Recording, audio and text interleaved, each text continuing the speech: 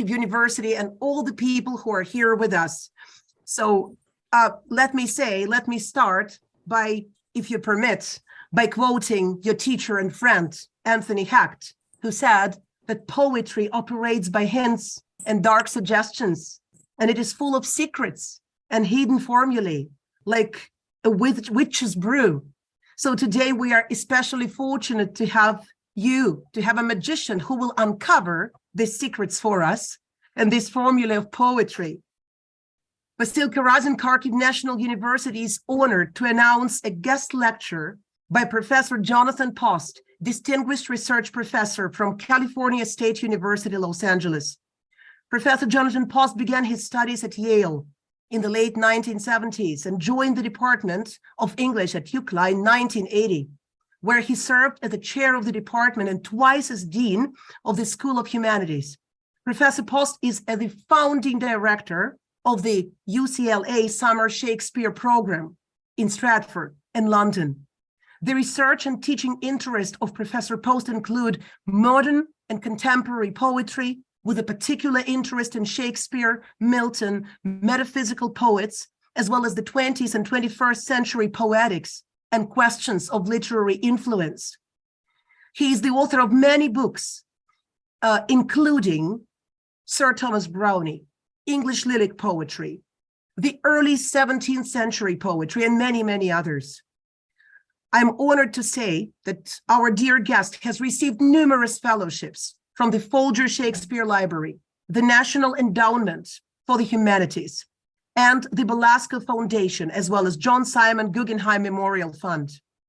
Professor Post's special interests include Renaissance and early modern studies, as well as contemporary poetry. And today, our dear guest addresses our students with the question, what can and should poetry do in times of war?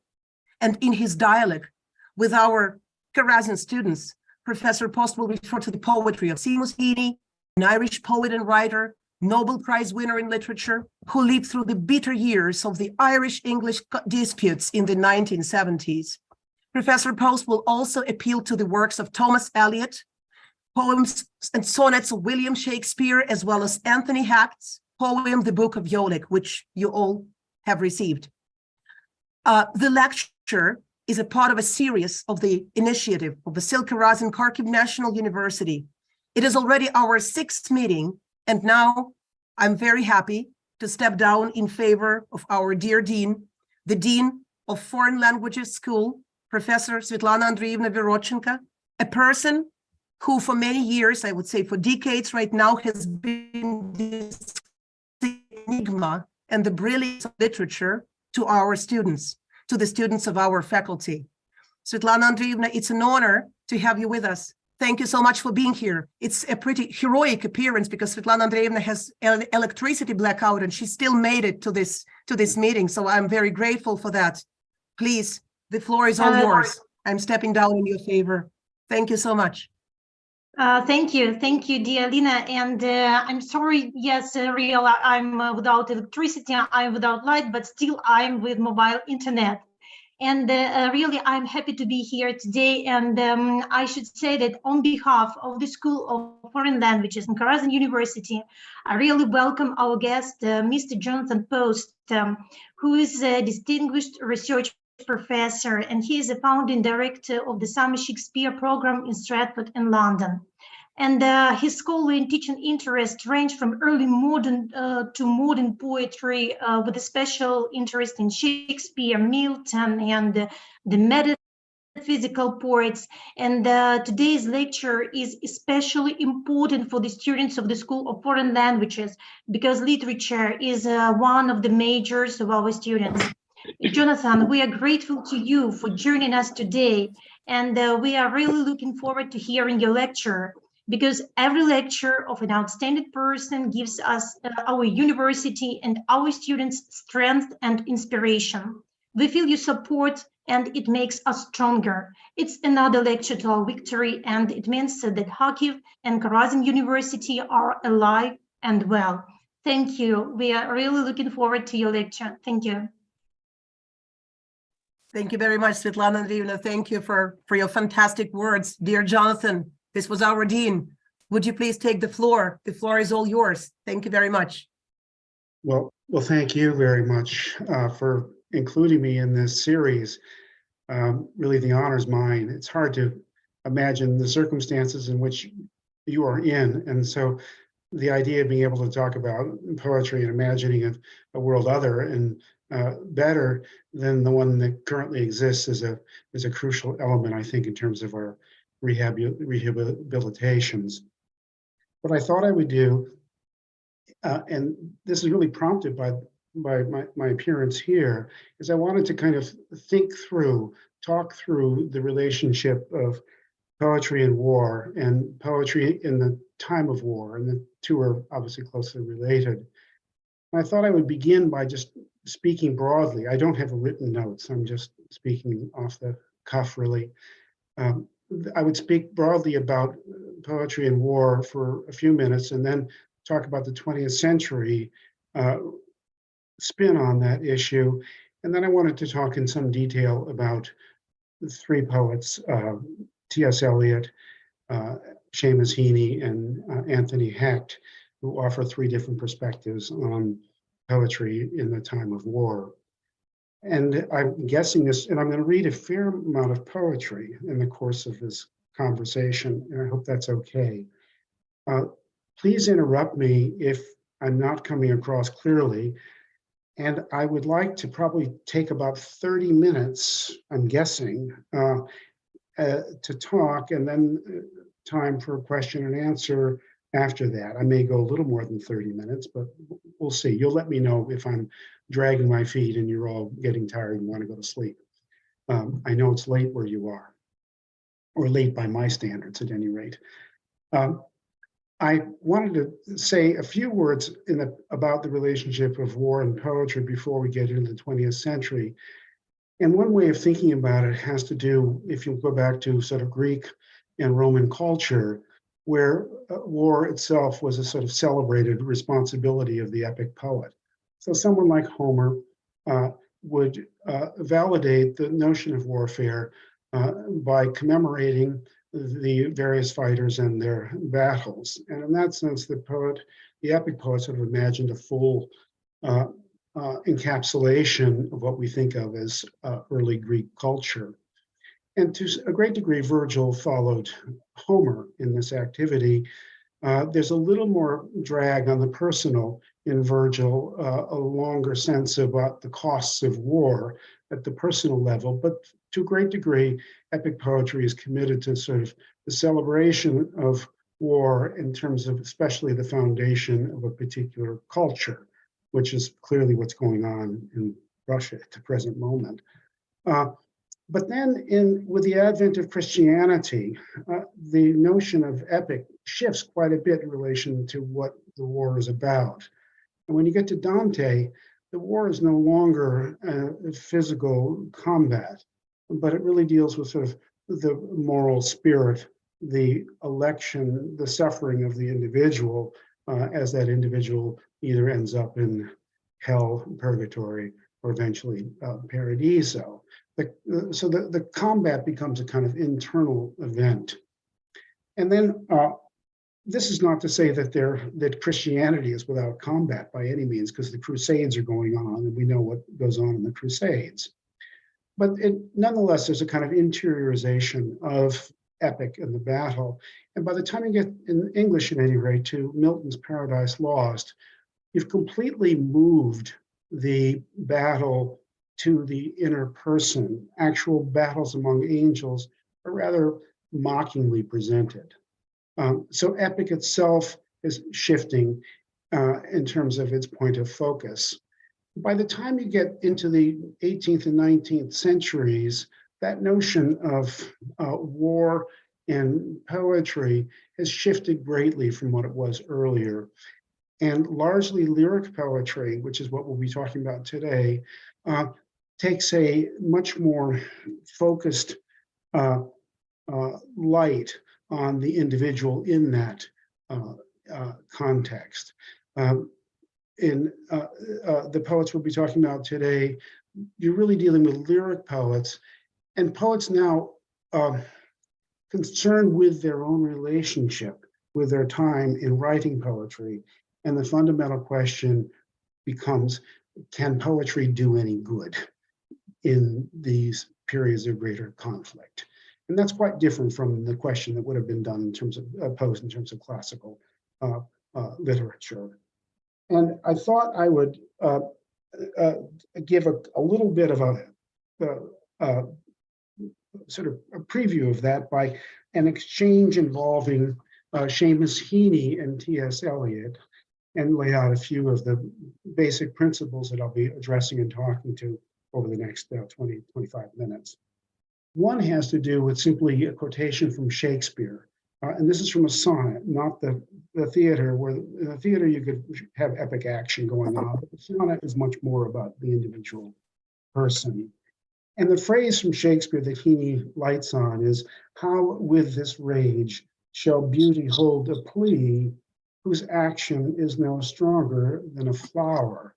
And that's from Shakespeare 65. And the question really is what can a poet do in the face of time? And the answer that Shakespeare gives over and over again is he can write poems that will outlast time, at least for a while. The issue with Heaney and contemporary poetry is a little bit different. It's not about the poet in war against time, but the poet in war against the subject of war and how to kind of position oneself in relation to that. Here's a quotation from Heaney. I'm going to read it slowly. This is from a lecture he gave at Oxford in 1991. Here's the quotation. "Governments and revolutionaries would compel society to take on the shape of their imagining, whereas poets are typically more concerned to conjure with their own and their readers' sense of what is possible or desirable or indeed imaginable." So Heaney's already now putting the individual in some kind of conflict with governments in the official sense. I want to move to a little discussion now that Heaney had with Eliot, not in person. This is through writing. They never met in life. Eliot was writing the Four Quartets, and I'm going to talk about the Four Quartets a bit down the road, but it's a great philosophical poem. The fourth quartet is written during the Second World War. And Eliot says, in the midst of what is going on now, it is hard when you sit down at a desk to feel confident that morning after morning spent fiddling with words and rhythms is justified activity, especially as there's never any certainty that the whole thing won't have to be scrapped. This is T.S. Eliot, who then went on to win the Nobel Prize for poetry and other activities. Heaney responds particularly to this concern of Eliot's. This is Heaney speaking. Here is the great paradox of poetry and of the imaginative arts in general. Faced with the brutality of the historical onslaught, they are practically useless. And then Heaney adds, with offsetting vitality to counter Eliot's near despair, yet they, the arts, they verify our singularity. They strike and stake out the ore of self, which lies at the base of every individuated life. In one sense, the efficacy of poetry is nil. No lyric has ever stopped a tank. In another sense, it is unlimited. It is like the writing in the sand in the face of which accusers and accused are left speechless and renewed. He's referring to an episode in the Book of John. It's with those sort of debates that I want to go forward and talk about the three poets in a little more specific terms. I want to talk about T.S. Eliot for a bit, and I'm going to just read from the end of the Four Quartets. It's important to know that Eliot, when he was writing the four quartets, and the fourth quartet, the one called Little Gidding, was written in 1942, published in 1942, obviously right in the early stages of the German bombardment of England. And Eliot was in his early 50s and had been conscripted or volunteered to be a member of the fire warden during the Second World War. And so he was actively involved in trying to help the war cause in England at any point. I should say, Eliot was born an American in the US, but moved to England, joined the Church of England, and ultimately became a citizen of England. And so he has a very sort of celebrated status in England as he does in the United States. The Four Quartets is the last great work he wrote. And I won't give the four quartets, the names are Burnt Norton, East Coker, the Dry Sauvages, and the fourth, the last, is Little Gidding. And I should tell you about Little Gidding a bit.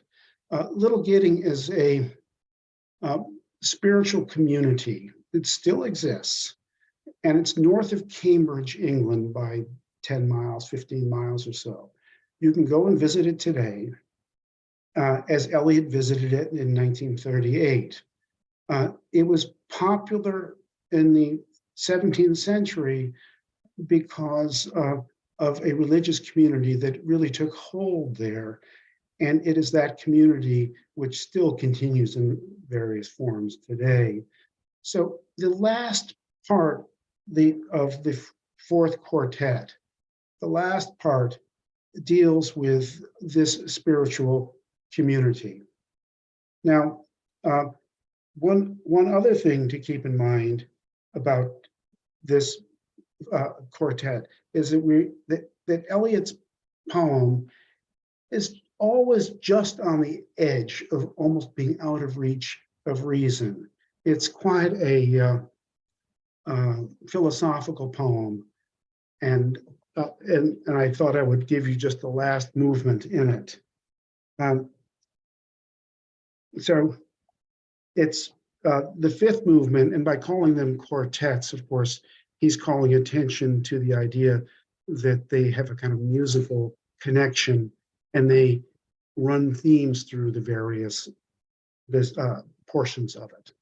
Anyway, here's the last section, and don't worry if you cannot grasp everything. It's meant to be really on the outer edge of what we understand, but you'll get a sense of the rhythm.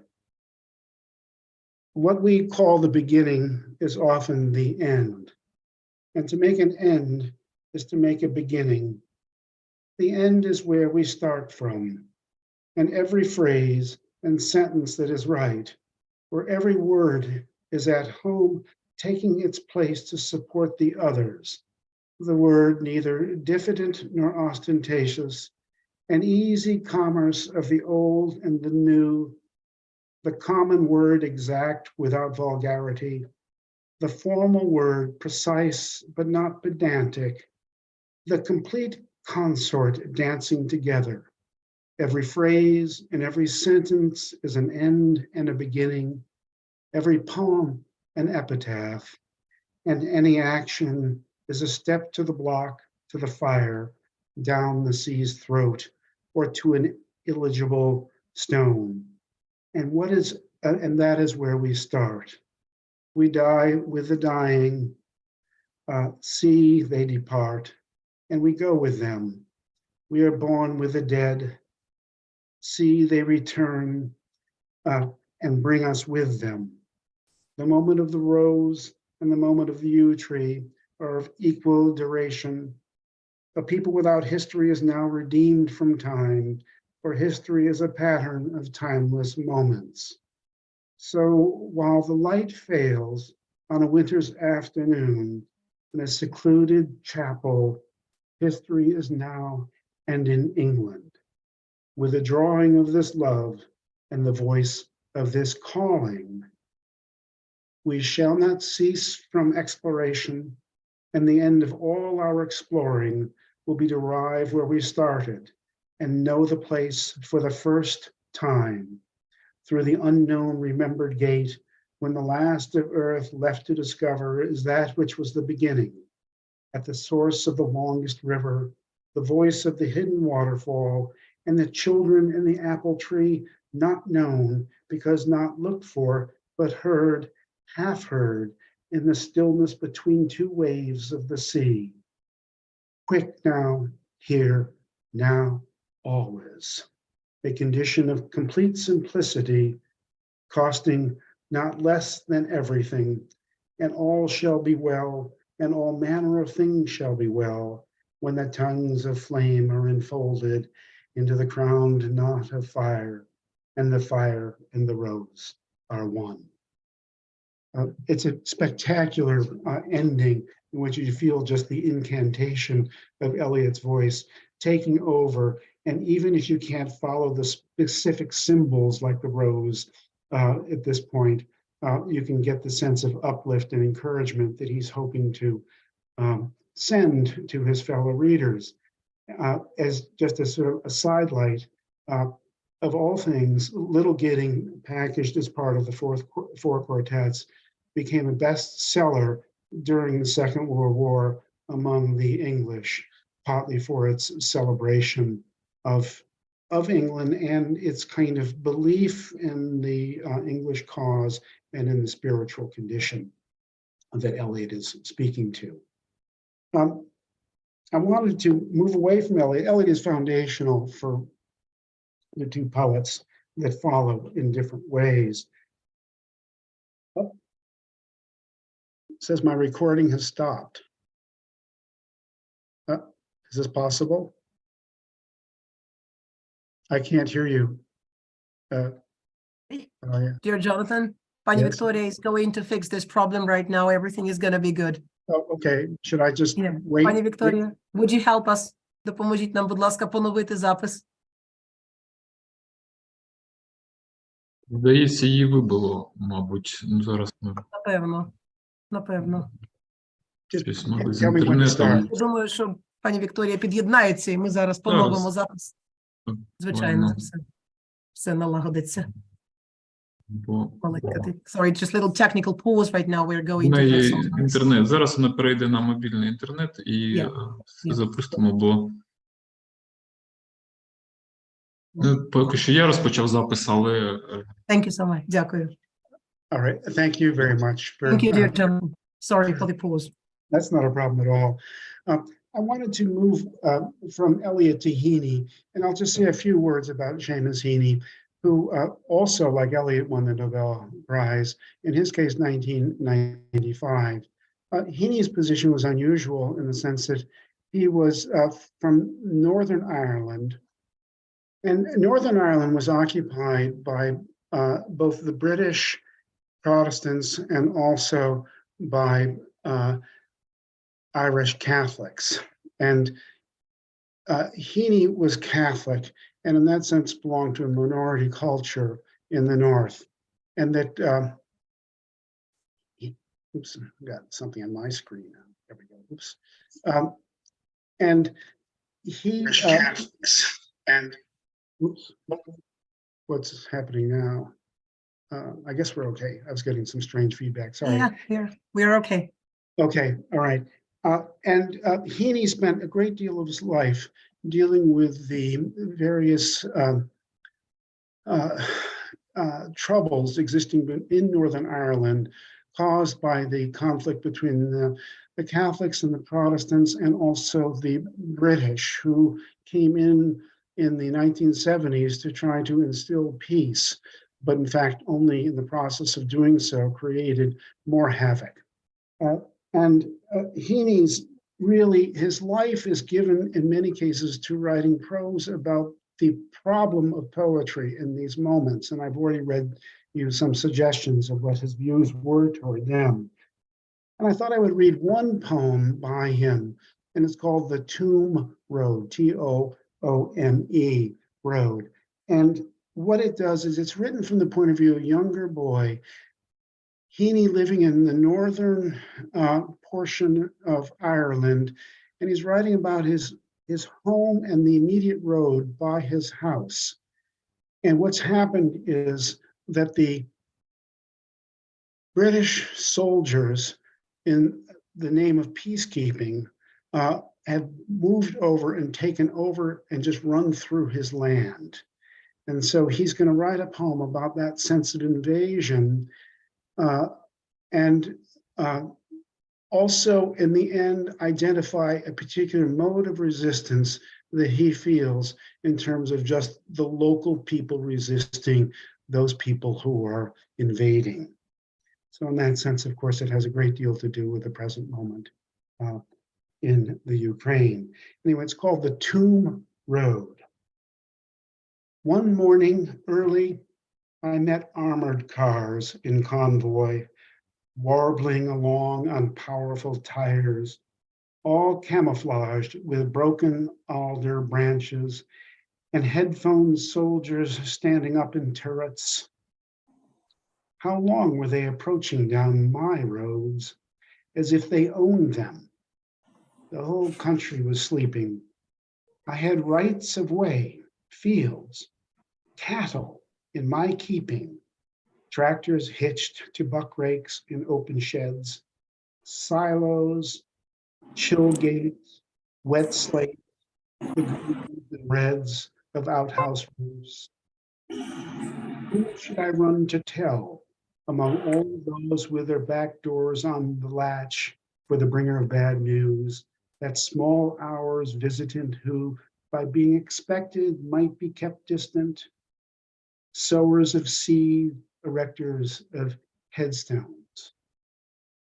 O charioteers, above your dormant guns, it stands here, still stands vibrant as you passed, the invisible, untoppled Omphalos. The last line's a little obscure. He's referring to the Omphalos, which is the Greek word for the navel of the universe. And essentially what he's saying is that he and his local people are going to withstand these charioteers, these new tanks coming through, and they will resist them until the end and stand vibrant as you go through.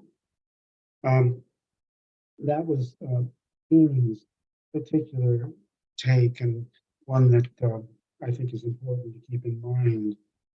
The third writer I wanted to speak about is someone I knew quite well and would be of particular interest to you because he was a great friend of Joseph Brodsky, as Heaney was too.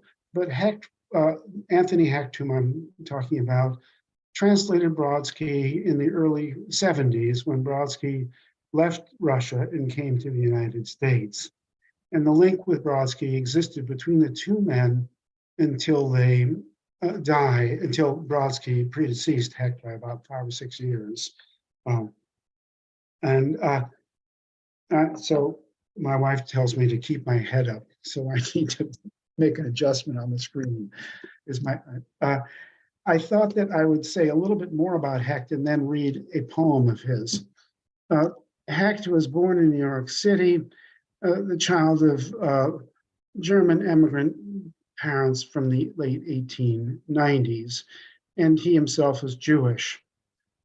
He was conscripted to fight in the Second World War and went overseas in 1945 as a 20-year-old college student, really, at that point.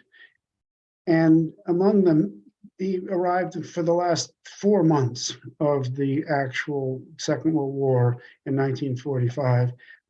And one of the things that he had to do was he was involved in the liberation of a concentration camp at Flossenburg. And this was an incredible event in his life, partly because he was so young, but also because he himself was Jewish and he was involved in the prospect of liberating, of course, liberation being a strange word, because almost all of the people in the camp at that point were left to die or were in fact dead. And this was a difficult memory, and for many years he could never really write about it. But he did eventually write about it, and he wrote a poem, a sestina. And you may know what a sestina is, and I'm going to take a few minutes to just describe it in case you don't.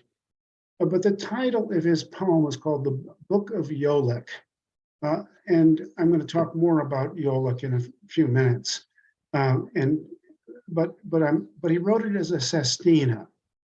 And a sestina is a very unusual form. It goes back to the 12th century. It's an Italian form. And it has six stanzas with a final stanza of 3 lines each. The 6 stanzas are in 6 lines each, and they use these same terminal words, but they keep rotating them according to a rather rigid formula. In hex case, by terminal words, I mean the word at the end of the line. And so a great deal hangs on those terminal words that you choose because the form of the poem keeps recycling them. In hex case, the terminal words are really simple. It's meal, walk, to, home, camp, and day. You can't, in English, get more basic than those 6 words. I'm going to read the poem, and then I'm going to speak a little bit about it. You'll see how it changes. The doused coals fume and hiss after your meal of grilled brook trout, and you saunter off for a walk down the fern trail. It doesn't matter where to, just so you're weeks and worlds away from home, and among midsummer hills have set up camp in the deep bronze glories of declining day. You remember peacefully an earlier day in childhood. Remember a quite specific meal, a corn roast and bonfire in summer camp. That summer you got lost on a nature walk. More than you dared admit, you thought of home. No one else knows where the mind wanders to. The 5th of August, 1942. It was morning and very hot. It was the day they came at dawn with rifles to the home for Jewish children, cutting short the meal of bread and soup, lining them up to walk in close formation off to a special camp. How often you have thought about that camp, as though in some strange way you were driven to and about the children and how they were made to walk. Yolek, who had bad lungs, who wasn't a day over 5 years old, commanded to leave his meal and shamble between armed guards to his long home. We're approaching August again. It will drive home the regulation torments of that camp Yolek was sent to, his small, unfinished meal, the electronic fences, the numeral tattoo, the quite extraordinary heat of the day. They all were forced to take that terrible walk. Whether on a silent, solitary walk or among crowds far off or safe at home, you will remember helplessly that day and the smell of smoke and the loud speakers of the camp. Wherever you are, Yolek will be there too. His unuttered name will interrupt your meal. Prepare to receive him in your home someday. Though they killed him in the camp they sent him to, he will walk in as you're sitting down to a meal. That's how that poem ends. I'm going to take the liberty of doing the most hubristic and proudful thing an academic can do. which is to read something from your own writing as a way of kind of bringing this part of the discussion to conclusion. I've written about that poem in a variety of different places, but I wanted to read a couple of pages. It'll take about 6 or 7 minutes about the poem because it really brings everything together in a kind of concentrated way that I've been thinking about, and I hope it doesn't bore you. The Sestina you just heard is a tightly wrapped, complete in itself. It's a book, no less, in 39 lines. There's something absolutely definitive about this often reprinted poem. The subject, again, is an incident from World War II. Some of the details Hecht found in a 1973 anthology of Holocaust literature in an account titled Janusz Korczak's Last Walk by Hanna Markowicz-Ozokawa, and who is a Polish writer. Korczak, or Korzak, a famous Polish educator, was respected by many Germans, in fact, and was in charge of the Jewish orphanage in the Warsaw Ghetto. When the children were rounded up by the Nazis in 1942, on August 5th, 1942, Hecht's poem pointedly reminds us, and marched off to, in all probability, the Treblinka concentration camp, Korczak opted for the hero's choice. Although given opportunities to leave, he elected to stay with the children. They and he were never heard from again. Among the many works honoring Korczak's memory are a statue of him in Warsaw and a 1990 film of his life, Korczak, by the great Polish director Andrzej Wajda. He's also the subject of a work of historical fiction by Jim Shepard called The Book of Aaron, written from the perspective of a young boy, and of much scholarly work besides. The story, in any version, is a moving one, stomach-turning. It was made more immediate to the poet through his own memories of Flossenburg, as well as of a famous photo from the Warsaw Ghetto of a small boy, perhaps 5 or 6, wearing a shabby peaked cap and short pants, his hands raised and a bewildered, forlorn look on his face as he gazes off at something to the side of the camera, while behind him, uniformed, helmeted soldiers keep their rifles trained on him as one of them looks directly at the camera without the least expression of embarrassment. That was Hecht speaking. What makes the poem feel, this is me speaking, what makes the poem feel definitive, to this reader at least, is the perfect match between form and subject.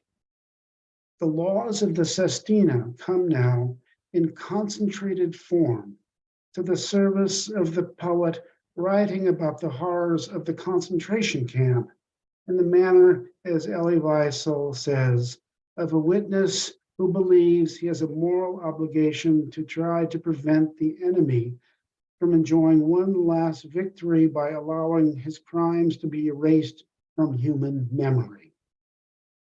And writing about the event, it should be said, this is me speaking now, Elie Wiesel, writing about the event, it should be said, with absolute candor and ease of expression.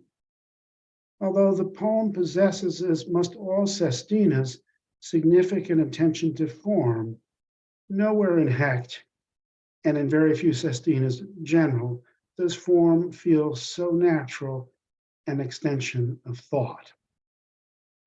In 1973, Korczak's name had already been remembered in the title of the account I just read, but except in passing, not the names of the children. Memorializing Jolek was a way of remembering this otherwise lost boy, and by association, the other children as well, and all those children taken in the war and sent to the camps, but more too. For in the Sestina, The speaker's memories of boyhood camp mutate inexorably and shockingly into those of a soldier coming upon another kind of camp.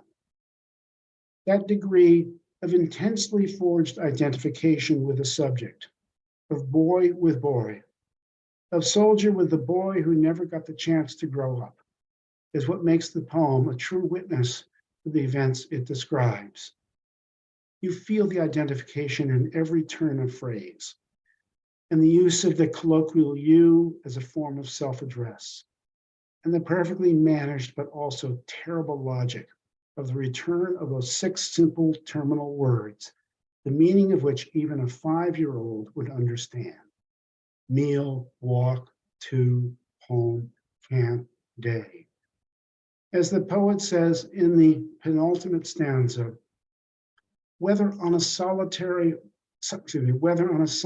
solitary walk or among crowds far off or safe at home, you will remember helplessly that day and the smell of smoke and the loudspeakers of the camp, wherever you are. Yolik will be there too. His unuttered name will interrupt your meal. And I just have a little more to read and then we'll stop. Real war poets are always war poets, peace or any time, wrote Randall Jarrell, an American critic.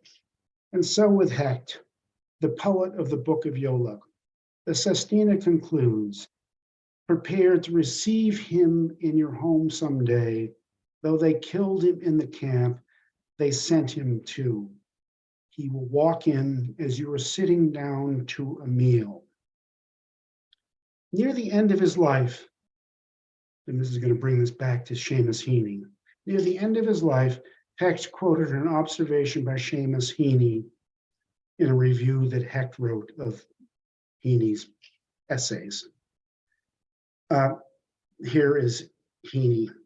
When a poem rhymes, when a form generates itself, when a meter provokes consciousness into new postures, it is already on the side of life. When a rhyme surprises and extends the fixed relations between words, that in itself protests against necessity.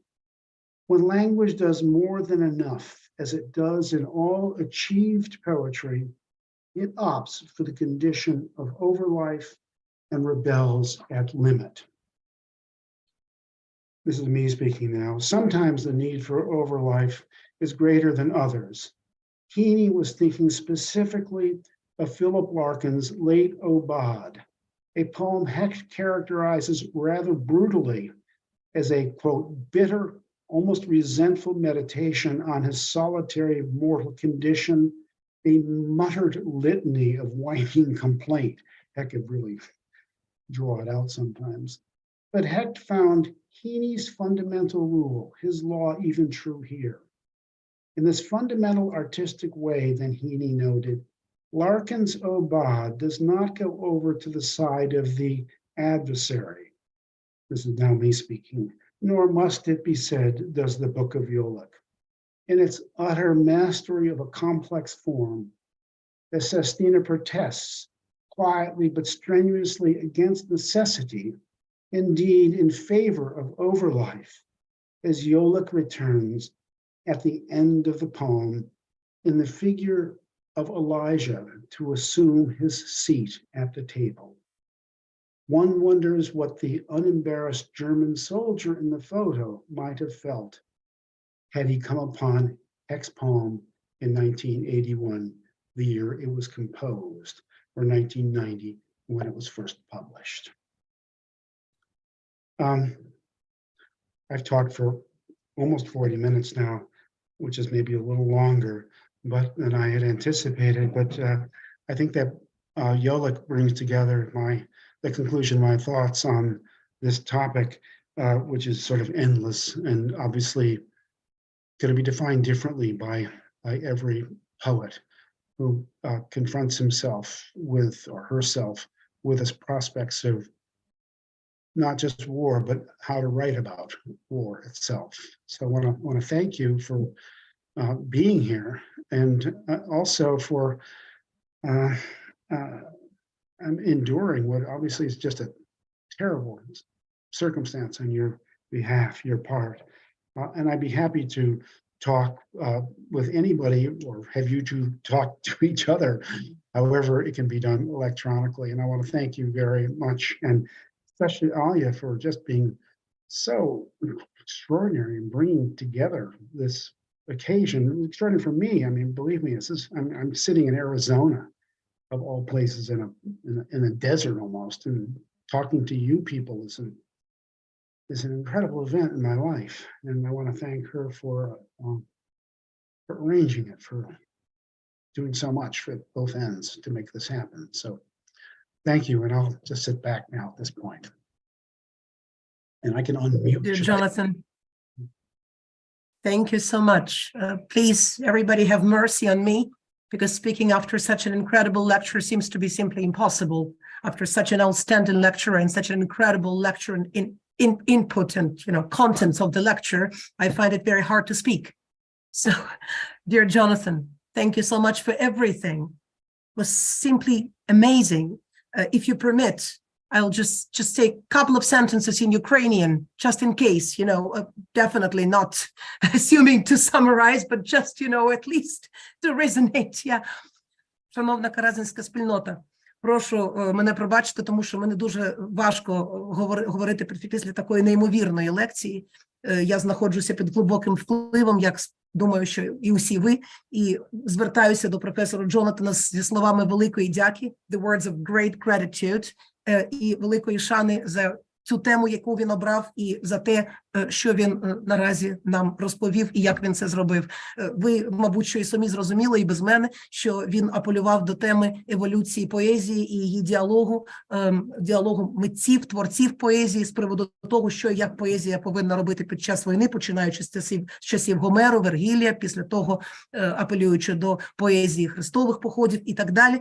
І звертався він, зокрема, до трьох ключових фігур – це Томас Еліот, Шеймас Хіні і, звичайно, Ентоні Хект, який був його вчителем, чиї щоденники він редагував і яких був його другом. Звичайно, що ви почули неймовірне прочитання, ми мали велике щастя сьогодні почути твори Little Gidding Томаса Еліота і також The Book of Yolick, Ентоні Хект's Book of Yolick. Я думаю, що ви зрозуміли, звичайно, і ці поетичні форми. Професор Пост апелював сьогодні до секстини, тобто строфи із 6 рядків подовженого ямба. Він також апелював до контенту цих двох надзвичайно сильних вершів. І, звичайно ж, не можу оминути його цитату, яку він навів з Вільяма Шекспіра, коли він казав про те, що, звичайно, поезія може пережити часи. Тобто твори поетичні можуть пережити і таким чином вступити в боротьбу з тими часами, в яких вони є народженими. Професор Пост дуже запрошую вас до дискусії. Ви усі мали можливість ознайомитися з текстами, які він сьогодні нам так щедро прокоментував, надавши свій власний коментар останньому віршу.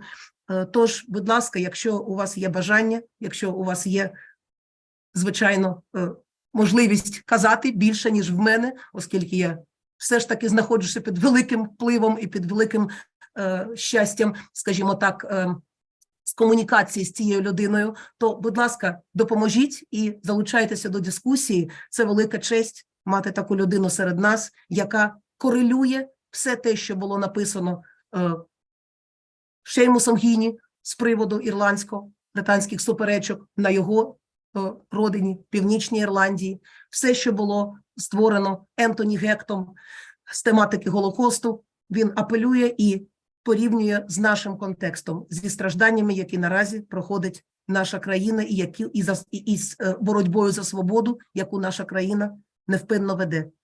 So, my dear friends, would you please join into the discussion after such an outstanding, fantastic lecture? And please, your questions are most welcome. We've got some fantastic people here today. I would like to give the floor to you if you've got the question and give you the privilege of speaking to this outstanding person. Would you please?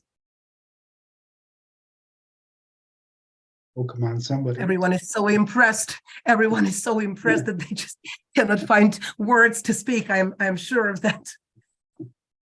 So I was deeply impressed by this movie by Andrzej Wajda, Korczak. So that was one of the first films, actually Holocaust-based films I've seen. So, and I found it so amazing how you drew a parallel between the verse, between the poem itself and the movie, and how it was built, and even the camera shots, I guess, found some parallel reflection in the poetic form of the Book of Yoli. So I find this parallel absolutely singular, absolutely peculiar. It is a wonderful movie, and it's particularly wonderful because at the end, you think they might have gotten away. And it's really heartrending to imagine that it's the possibility. We know otherwise, but it allowed for that moment on there. Dear friends, we've got a question. Я бачу руку. Чи це так? Yes, I have a question. Будь ласка, прошу вас, пані Вікторія. Thank you for your lecture. We are really impressed, and it's great honor for us for this meeting.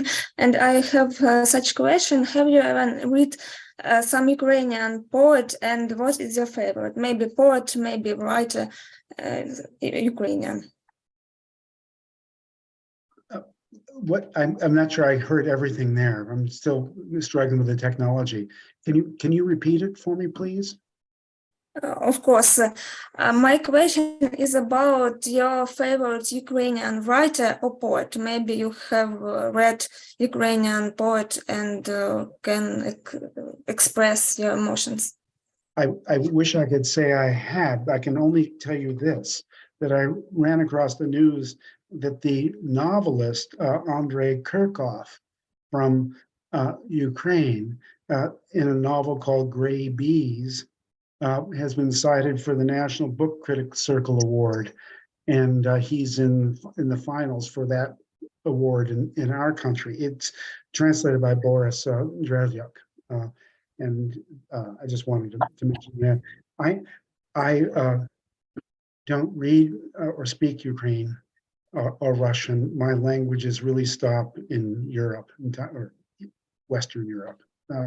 So it's a kind of this would be a new experience for me. So if you can recommend some poets for me, I would greatly appreciate that. You could give the names to Alia, and I would run with that.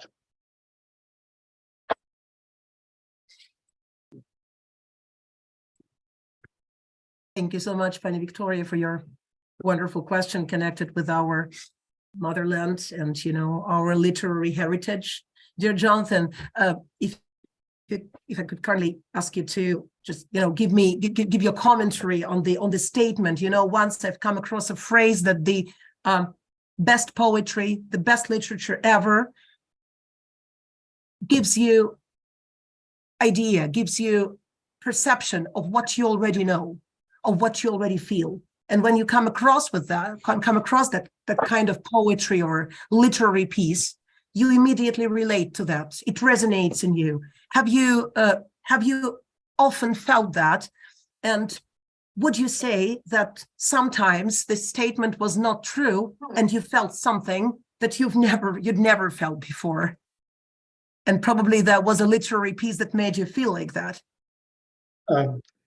I felt both ways. I felt in a sense that suddenly I'm discovering something in a piece of literature which I've always known but never been able to kind of fully fathom. And of course, you don't really fully fathom it until it arrives in language. And there are lots of those moments, I feel. But what more often takes me is the sense that I sort of on the edge of understanding something, and then I feel that I do understand it, and then it does take me altogether into a new territory. I think Eliot's poem always leaves you with a sense of both of those things happening at the same time. But a poem like the Book of Yolek is a poem that I remember the first time I was reading it, and I thought, oh, this is a nice poem about summer camp.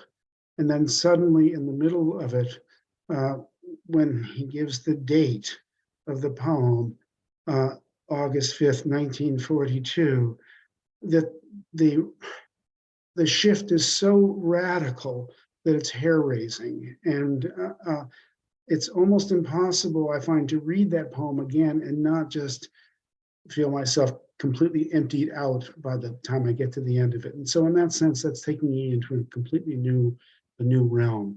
And for me, poetry tends to do that more than any other form of writing. So that's just a particular character for me. I mean, movies or novels or drama may have different effects on different people. Thank you very much for that.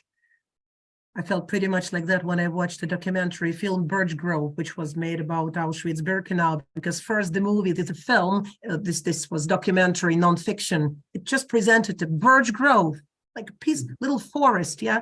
Very, very, like lots of serenity, nothing, no threats in the air, nothing hideous. And then after that, the camera moved and they showed the camp itself. And like, as you've said, something that seemed like a summer camp gradually shifting into an atrocity and barbarity.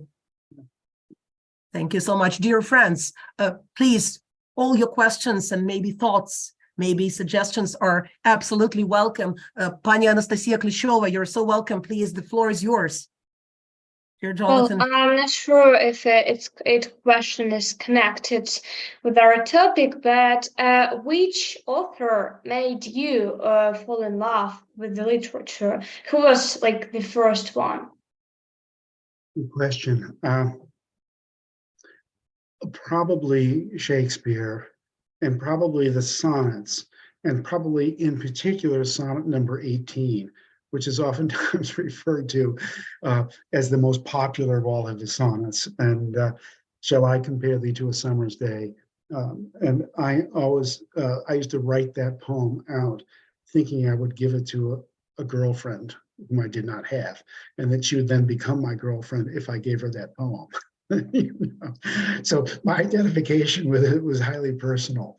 And then I had some great teachers who kept, you know, expanding and building on those ideas. So, but I think that was my first really remembered moment of, isn't this something great? How could you write like this? So Shakespeare. Great, thanks for the response. Shakespeare. Thank you so much. I should say Shakespeare is a safe choice also in the English language of my generation, maybe not of the current generation, but we all had to read him in high school, in 6th grade, 7th grade, 8th grade, and so forth. He was a required text. Thank you, dear Jonathan. Dear audience, do we have more questions to follow? Probably while you're thinking, while you're getting ready with the questions to come. When you said that Shakespeare is a safe choice, I just remembered there was a Soviet film.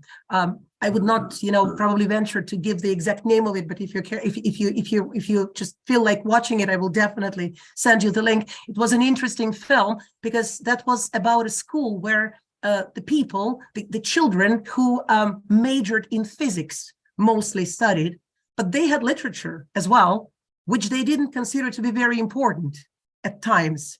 And the task of the teacher was immensely hard because those were absolutely smart, eager young minds, but mostly oriented towards physics. So what she did when she came to her first class, she started reading poems, her favorite ones, one by one. And when you produced this fantastic poetry today, these pieces, I just remembered the way she started her communication with them. So my little question is, do you have your favorite manner to start with your year? When you've got your students, you have a fantastic teaching experience. What do you usually start with? What kind of things you take to begin with? Or you try to do it differently each year? Sorry if I was too long. It's different each year. It depends on which subject I'm teaching. If I'm teaching Renaissance literature, and I might start with a John Donne poem, actually, because he does two things. He grabs you immediately, and first of all, and he's very dense and very smart. And if you don't like it, then you drop out of the class, which is okay, because then I have the people to work with who really want to work with this kind of poetry. It's a terrible thing to say, I know, but I use it as a kind of as a way of really getting to the people who are most interested in the subject. That's one instance, but it would depend a lot on the class that I'm teaching, because I teach in modern and contemporary poetry as well as in early modern poetry. Thank you so much. Thank you so much. Dear friends, do we have, do I not see some hands, or probably they are so happy to listen, which I am, by the way, as well. Do you find perceptions of your course different through generations? You've taught amazing number. Do you find the perception of poetry different by different generations? Oh, very much so, especially the most recent generation. I find myself further and further away from, because of course they read quite different works than the ones I read when I was growing up. And so I see that as the obligation for me to then teach them all these things which they don't know anything about. So it's a kind of a spur to teaching, but and of course, in many cases now, because of the different forms by which students read, that is to say, they read things online, they're looking at television, they're playing various games on the computer, their sense of literacy is different from my sense of literacy. And so I have to actively slow down the process of reading, which I'm happy to do, so that they can kind of climb on board and be part of it. I wrote a little book on Elizabeth Bishop, who was a great American poet of the last part of the 20th century. And in it, I describe the process of teaching and reading. So my wife has just sent me a note to say, I used to teach for many years a class called How to Read a Poem. And it takes up exactly this issue about what do we do when we have a poem in front of us? What are the processes by which we would work through it? And Elizabeth Bishop was the person I worked with most carefully, because there's a kind of an immediate availability. She's such a fine descriptive poet. There's an immediate availability of her poems. And then as you kind of work with them and go through them, the language is so plain and simple that you just start digging, you just go down and down and down, and it gets richer and richer. And it's an unending prospect, and really quite wonderful. Because so I forgot, Elizabeth Bishop. If you enjoy reading contemporary poetry in English, she's not contemporary, although every contemporary poet in English now reads her.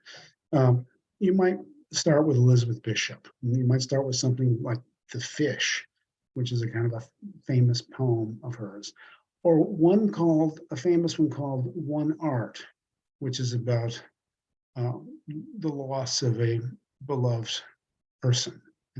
Anyway, those are two poems to kind of keep in mind: The Fish and One Art. You can just Google the stuff now and it pops up. It's all kind of amazing. Thank you so much. Thank you so much. Like, we've got a lot to think about. We've got a lot to read. Yeah, I find this course in how to read a poem totally fascinating. I think this is what we need to maybe get implemented in schools as well, at school level, probably earlier than that.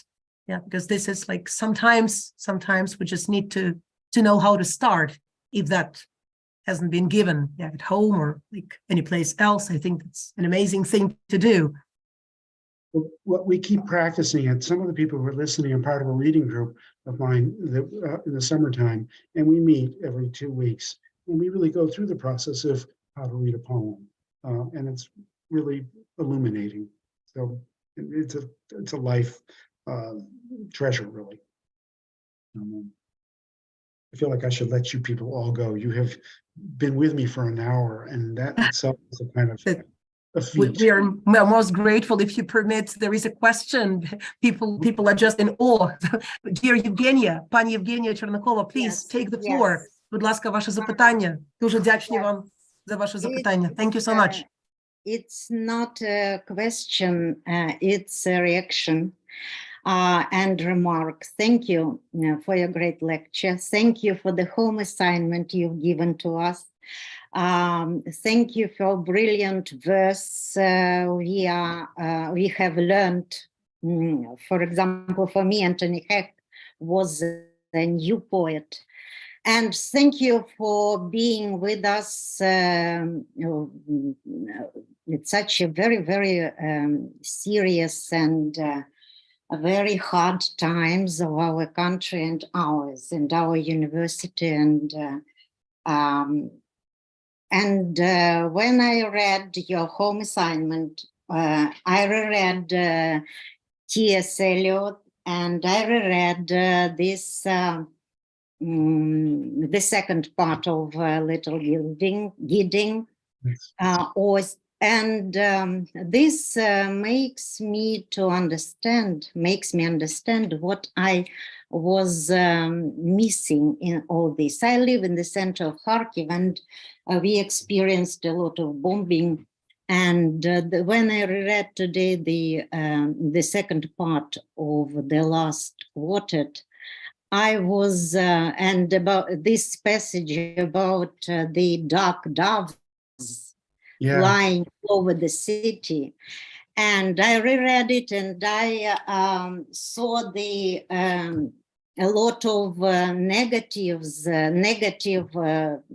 prefixes in this part of this quartet. I understood that all this negation, and a lot of them, there are uncertain, interminable, and a lot of things I've seen here. And I understood that this is the whole thing that we experience. We experience this dark dove bombing, and we experience this negation of the situation of this war and of the impossibility. Again, negation, impossibility of teaching in a comfortable and peaceful country for comfortable and peaceful students, meeting such professors like you in our just in peaceful times. And so I was grateful, personally was grateful for the possibility to reread this part of T.S. Eliot's quartets, and understood that poetry can do a lot, really. And the great thought of poetry is it is eternal, or like he begins with sempiternal, in the beginning, yes, and this sempiternal internal is the main idea, I think, of the poetry, because people can't lose the hope, can't be can't be hopeless. That's it. Thank you ever so much for your lecture, for this possibility to be the part of great poetry in very hard times. Thank you. Well, thank you for your response. And your point about, if I can just put the hat back on for a second, your point about Eliot's poem is really true. You really feel that he's building out of negation. And you read the earlier part of Little Gidding, which deals with the bombers coming in, and then this kind of attempt to sort of gather the spirit together in the face of these actions and sort them out one from the other. Give that poem a real ring of truth in it. It's not just sort of, oh, things are going to be better. It's a way of really, really going down into the bottom and then beginning to kind of look and look around at the longer lasting things that can sustain you. So I'm glad you read that and alluded to this is speaking about the book. This is the first several movements in the last book called Little Gidding. And so that was, that's great. Thank you. Dear Jonathan, thank you. It's been such a privilege for all of us to have you. I cannot express how grateful I am for every line you've written to me. And, you know, I may disclose you a little secret. When I was preparing my answer, I was like, I felt happy the whole day before, the whole day after, when I created this text, and it really made me feel bigger than I really was. So my biggest hope and like really biggest wish for the future is for you to come to invite you to our School of Foreign Languages. Like our dean said today, Svetlana Andreevna, she's welcoming you, and she would be happy, as like our whole School of Foreign Languages would be so happy and so privileged if after the victory, one day we have a chance to listen to you in our Velika Chemichna, where we get all together. Sorry, like lots of Guskin right now, but we will have a chance to get back with our fantastic colleagues, with our fantastic students, with no shelling, no bombing, but very big memories of what it was. And probably, as you have rightfully said, this despair, it gives hope. It gives birth to hope. And this is what's probably one of the biggest tasks of poetry is. So I discovered so many layers of meaning thanks to you today. And thank you for answering to me. I never hoped. I absolutely never hoped that I would discover such a mentor, such an amazing human. So thank you so much for making it today and for giving us such great honor with your presence, with your vision, with your reading, and with your time. Well, thank you for inviting me. And it would be a real honor to be able to come to Ukraine. And let's wait for that day. Okay. Thank you for bringing it closer. All right. As we say, thank you so much. Ciao, ciao, as we say in America. Шановні колеги. Okay, is that right? Yeah. What does it say? Sound like in Ukraine? Which word? Whichever word in English. Goodbye. Oh, до побачення. До побачення. До побачення. Шановні колеги, незважаючи на такий пізній час, спасибі за вашу мужність, за ваш героїзм і за ваше сприйняття, за вашу готовність сприймати поезію навіть у такі часи. Це лише може позначати, що ми були і залишаємося Каразінським університетом, який переможно виборює свою свободу, і дуже скоро, і ми всі впевнені у цьому, професор Джонатан Пост приїде до нашої великої хімічної, до нашого факультету іноземних мов, який його запросив. Спасибі, Світлана Андріївна, що ви вийшли до нас сьогодні і знайшли технічну можливість. Це було дійсно героїчно. У таких умовах, у Харкові, я дуже вдячна. Спасибі вам, шановні колеги, пані Вікторія, пан Михаїл, спасибі вам за все. Якщо ви дозволите, будь ласка, цей неймовірний відділ, який здійснює центр, технічну допомогу, організаційну допомогу, усіх цих івентів. Це люди, які залишаються за кадром, це не повинно так бути.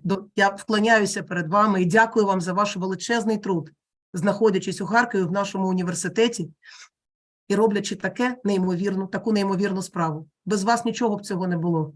Dear Jonathan, I just expressed great thanks to the fantastic public relations department of our university, who are working under shelling literally every day for many hours and making it possible. It's like a miracle. Просто чудо. Thank you so much. Ми зараз в університеті на роботі знаходимося. They're at university right now. So, I'm sorry, in the center of Kharkiv. At university right now in the center of Kharkiv, like risking their lives virtually every moment. Yeah. Yeah. My hearts go out to you. Okay. Thank you. Thank you for including me and for all of your faces. Thank you for being with Wonderful us. to see you. Дякую вам. Thanks. Goodbye. Goodbye.